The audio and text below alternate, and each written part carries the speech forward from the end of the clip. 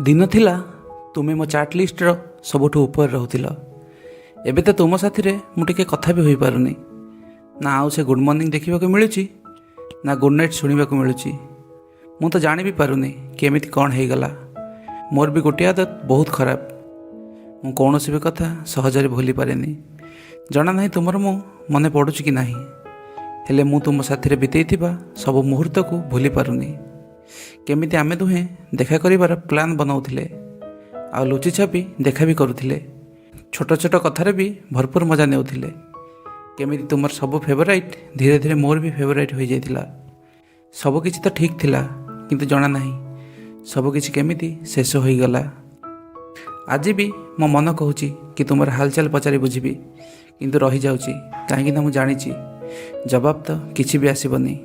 आशा रखिची, अपेक्षा भी करिची कि तमे किछि कहिबो, किंतु जानिची सतरे ए केबे भी हेबनी। किंतु आमे साथी होई बितेइथिबा किछि क्षण को मने पकई मु खुशी होई जाउची। बहुत मिस करूची तुमको, सतरे बहुत मिस करूची।